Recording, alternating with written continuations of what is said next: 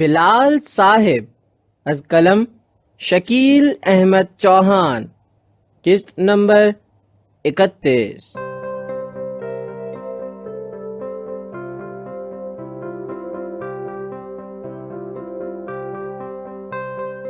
بھائی میرے تو اپنا خیال کر، ڈاکٹر ہو کر اتنا وزن گین کر لیا ہے، اس عمر میں چاچا لگتا ہے۔ دونوں کھل کھلا کر ہنس پڑے۔ ویسے یار سالی تیری ہے ایٹم، ڈاکٹر بٹ نے فل تبصرہ کیا، صرف ایٹم کہہ کر۔ تو نہیں بدلا، ویسے کا ویسا، ڈاکٹری بھی تیرا کچھ نہیں بگاڑ سکی۔ شرم کر، وہ میرے ماموں کی بیٹی بھی ہے اور میں بڑی عزت کرتا ہوں اس کی۔ بلال کو ڈاکٹر بٹ کی بات پسند نہیں آئی، اس کے باوجود اس نے تحمل سے جواب دیا، دھیمے لہجے میں۔ سوری یار، میرا یہ مطلب نہیں تھا۔ محسن بٹ نے شرمندگی سے کہا۔ سوری یار بلال، غلط مت سمجھنا مجھے، تمہیں تو میری عادت کا پتہ ہے، معذرت بار بار نہ کرو، میں تمہیں جانتا بھی ہوں اور سمجھتا بھی ہوں، اسی لیے تمہارے گھر آ گیا، بلال نے سنجیدگی سے کہا۔ اتنے میں ملازم ڈائننگ ٹیبل پر ناشتہ لگا رہا تھا۔ نہاری، پائے، حلوہ پوری، کلچے، پراٹھے اور لسی، پیور لاہوری ناشتہ۔ یہ سب کچھ دیکھ کر ڈاکٹر کا گھر نہیں لگتا تھا، مگر ڈاکٹر بٹ ایسا ہی تھا، بول کر سوچتا کیا بول دیا، اور سب کچھ کھا کر کہتا تھوڑا زیادہ کھا لیا۔ ایسے ڈاکٹرز بھی ہوتے ہیں۔ ناشتے کی میز پر بیٹھتے ہوئے توشی نے دیکھ کر کہا، آنٹی یہ ڈاکٹر تو ہے نا؟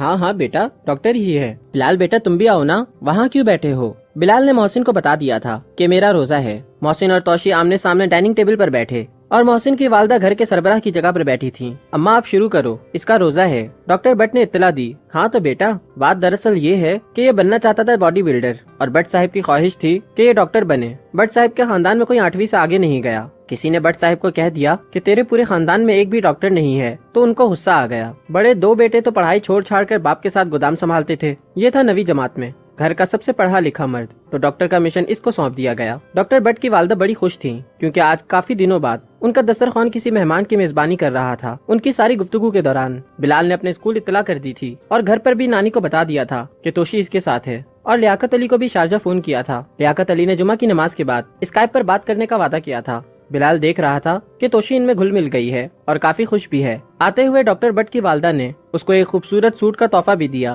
12:30 بجے وہ اسکول پہنچے۔ اس کے بعد بلال جمعہ کی نماز ادا کرنے کے لیے چلا گیا۔ اسکول میں چھٹی ہو چکی تھی۔ اسکول میں سیکیورٹی گارڈ اور اس کی بیوی اور 2 بچے تھے۔ بلال جمعہ پڑھ کر آ چکا تو اس نے اسکائپ پر لیاقت علی سے بات کی شارجہ میں۔ اس کے بعد وہ دوبارہ ہسپتال گیا۔ جب وہ وہاں پہنچا تو فوزیہ کافی بہتر تھی اور اس کی والدہ بتا رہی تھی کہ ڈاکٹر نے کہا ہے کل چھٹی ہو جائے گی۔ بلال نے انہیں بتایا کہ میری لیاقت علی سے تفصیل سے بات ہوئی ہے اور وہ شرمندہ ہے، مگر اس نے شادی وغیرہ نہیں کی کسی سے بھی۔ بات دراصل یہ ہے کہ جس سپر مارکیٹ میں وہ کام کرتا ہے وہاں فلپائن کی ایک لڑکی اس کے ساتھ کام کرتی ہے۔ ان دونوں نے مل کر ایک روم کرایہ پر لے لیا۔ کرایہ بچانے کے لیے وہ دونوں ایک ساتھ ایک کمرے میں رہتے ہیں۔ ہائے دور فٹے منہ لیاقت کا، اسے ذرا شرم نہ آئی یہ بغیرتی کرتے ہوئے؟ بھلا کوئی گل ہے؟ خالہ نصرت، لیاقت کی ماں بولی۔ اور جو ننگی تصویریں میں نے فیس بک پر کل رات کو دیکھی تھی وہ؟ فوزیہ شکایتی انداز میں بولی۔ اب کیا کہتا ہے، اسے رکھنا ہے یا پھر؟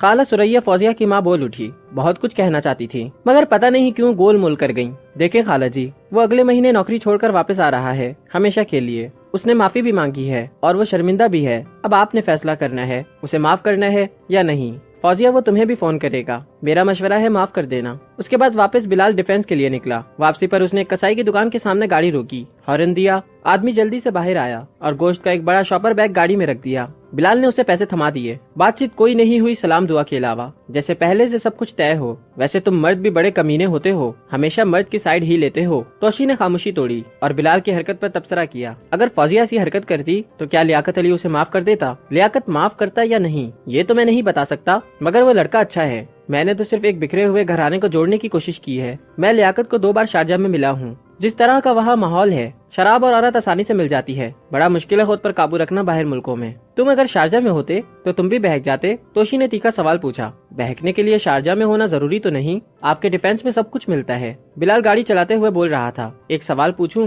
توشی نے جھجکتے ہوئے اجازت مانگی۔ بلال کے چہرے پر جان لیوا مسکراہٹ تھی اور وہ مسکراتے ہوئے بولا، صبح سے کیا کر رہی ہو؟ سوال ہی تو پوچھ رہی ہو۔ توشی اگر کوئی ایسی حرکت کرے تو؟ توشی نے بڑی بات سادگی سے کہہ دی۔ دیکھو توشی جی، کہنا آسان ہے، کرنا مشکل۔ غلطی اور گناہ الگ ہیں، جھوٹ اور فریب الگ ہیں۔ غلطی اور گناہ معاف کرنا اللہ تبارک و تعالیٰ کی سنت ہے اور نبی پاک کی حدیث کا مفہوم ہے۔ میرا امتی ہر گناہ میں مبتلا ہو سکتا ہے، جھوٹا اور فریبی کبھی نہیں ہو سکتا۔ گاڑی گھر کے مین گیٹ کے سامنے کھڑی ہوتی ہے۔ تم نے مجھے واقعی معاف کر دیا ہے؟ توشی نے اترنے سے پہلے کہا۔ ہاں کر دیا ہے، میں جھوٹ نہیں بولتا۔ بلال سنجیدگی سے بولا۔ مجھے تم سے ضروری بات کرنی تھی مگر ٹائم ہی نہیں ملا۔ توشی معصومیت سے بولی۔ یہ لو۔